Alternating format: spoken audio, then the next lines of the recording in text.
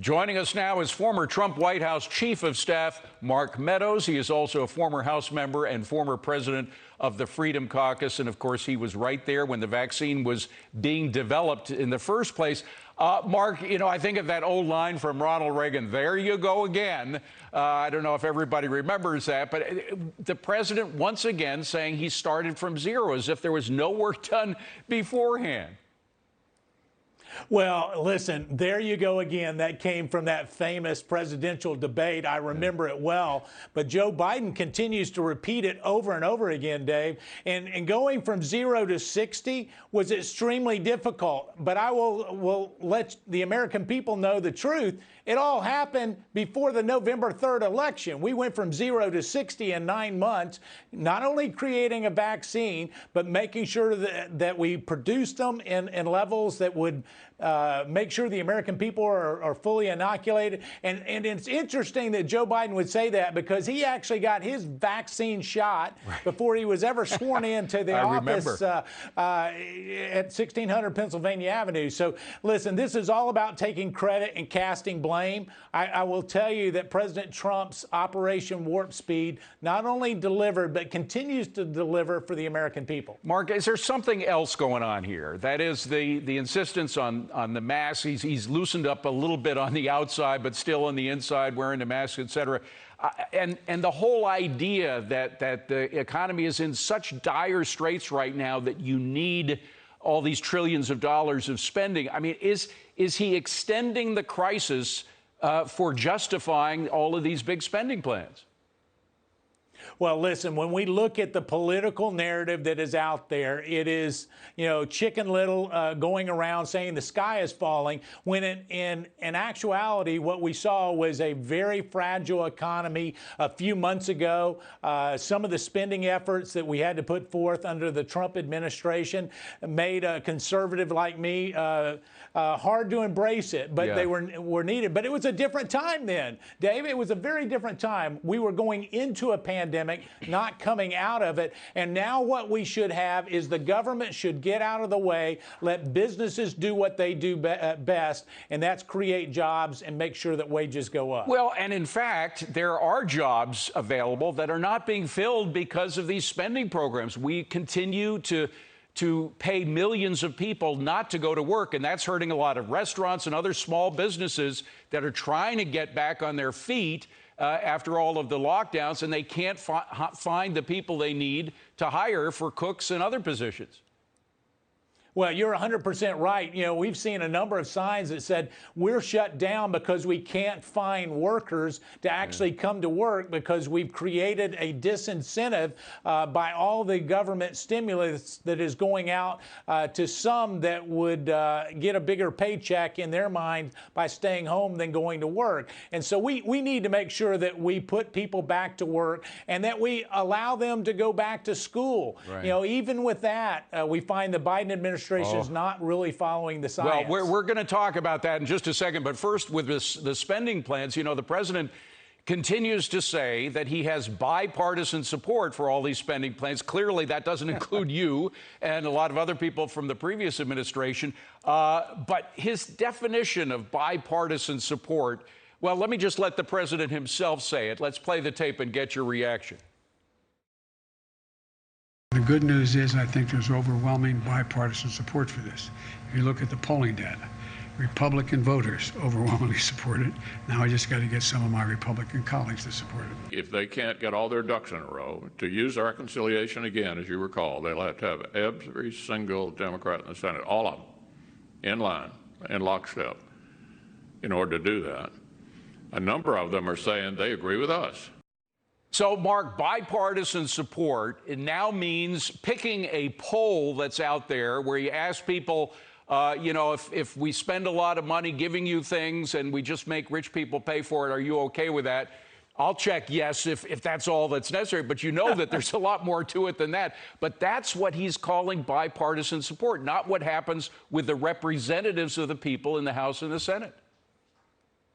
Well, listen, after 48 years on Capitol Hill, he knows what the real definition of bipartisan support is, and this is not it. We can tell you not only on the Senate side, but on the House side, they are trying to ram through a partisan bill that is actually a special interest bill that would appease those on the far left. And to suggest that there's some poll out there that mysteriously comes up and says that all of these things are wonderful. Yeah, when you say I'm willing to give you something away for free and it'll never cost you a dime, someone may answer that question differently than if there is really a check that has to be cashed at the end of the day. But, you know, he's getting away with it, Mark, and he's getting away with it because he has the media on his side, with certain exceptions.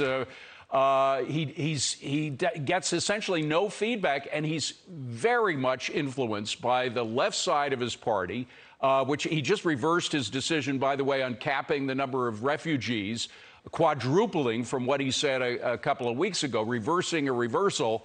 And on a whole range of issues, he is taking his guidance from the far left. Is there any moderation left in the Democrat Party? Well, there's none left in Moderate Joe. Moderate Joe Biden has gone missing when he got elected and got sworn in, because the left has really not only approved and applauded what he's doing, but you get people like AOC that's coming out saying that he's exceeded her expectation. Who would have thought that Bernie Sanders would have been considered the moderate in a Biden administration? I mean, you know, we've gotten to the point where socialists are the moderates ridiculous today. Yeah, I mean, and we've got to actually fight back. You're right, he is getting a little bit of a free pass, but the first 100 days was a honeymoon that I would suggest is coming to an end. Well, I don't know how soon, particularly because it's not just the people in Congress, the squad, so to speak. It's also all of those special interest groups who've been getting paid a fortune. I mean, you look at how much money's been going to the teachers via some of these COVID spending plans that have nothing to do with COVID, because most of the money's spent long after the pandemic is going to be over. But then you have the teachers union actually bigfooting the CDC guidelines on in-person schooling, which is an extraordinary misuse of what he said he was going to be guided on, which was science-based decisions. If that's not the reversal of a science-based decision, I don't know what it is.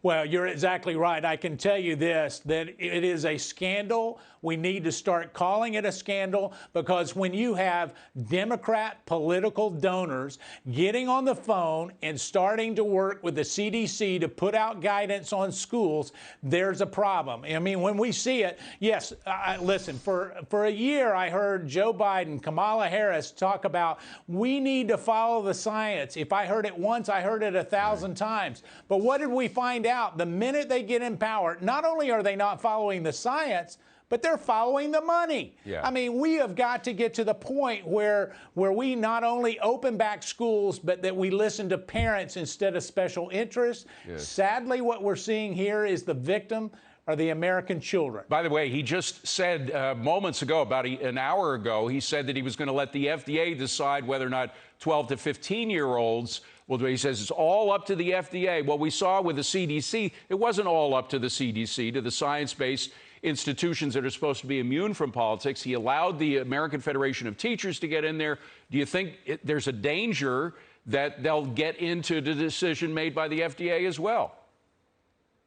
Listen, I can tell you that not only are phone calls being made, but they continue to be made on behalf of special interest groups, not just to the CDC, but to other bureaucrats here in Washington, D.C. It's time that we turn it back to we the people. You know, if I made a simple phone call to the CDC when I was serving under President Trump, front page of the New York Times, no doubt. Oh, yeah, political interference. Right. But what we have here is far worse than that. Yeah. And we need to call it out. The media needs to do an investigation. But more importantly, members of Congress need to actually have hearings. Hopefully we'll see Speaker Pelosi in a bipartisan way look at this. Maybe she can look at a poll that suggests that most of Americans want the parents to make decisions for kids, not some bureaucrat. Well, you say the honeymoon's going to be over soon. I don't know how soon that will be, frankly, because the economy really, once all of the lockdowns end and once some of the other nations, even those hit hardest by the COVID, are going to be vaccinated, this economy does have a lot of staying power. I think it's going to last for at least a year, if not longer. But will the costs come to bear before the midterm elections? That is, will there be a political price to pay for everything that we've been talking about? I do think there will be a political price to pay for not handling things in a bipartisan way. We don't have to look any further than the special election that just happened in Texas, where you should have had, based on that district, one Democrat, one Republican make it into the runoff. And yet with President Trump's endorsement, it was not only the person he endorsed coming in first, but then a Republican coming in second. And we're starting to see that. You know, people are looking, you know, where is the accountability? Where is the Joe Biden that campaigned one way and actually is in the office of president in a different way? He is missing in action. Well, very quickly, because we don't have much time, but the question about President Trump and whether or not how much influence he's going to have on not only the midterms, but whether he will actually run again in 2014. Let me just play a tape of President Trump with Maria Bartiromo earlier and get your reaction. The polls show it, and everybody wants me to do it. Well, 100% I'm thinking about running, and we will, I think, be very successful. If we were very successful, look, I ran twice, and the second time I got 12 million more votes than the first time, which very rarely happens for a president. Mark, is Trump going to announce 2014 before the midterms? You know, I can tell you a number of people are encouraging him to do that. He said that he's considering it 100%. If I had to lay a wager on whether he announces for president before 2022, I would place money on that bet. And I can tell you, based on my conversations with him, he would be an overwhelming success to make sure that he cleared the field where there'd be no legitimate primary. Very interesting. He's put money on before the midterm for an announcement from President Trump. Thank you very much, Mark Meadows. Great to see you, Mark, former White House Chief of Staff.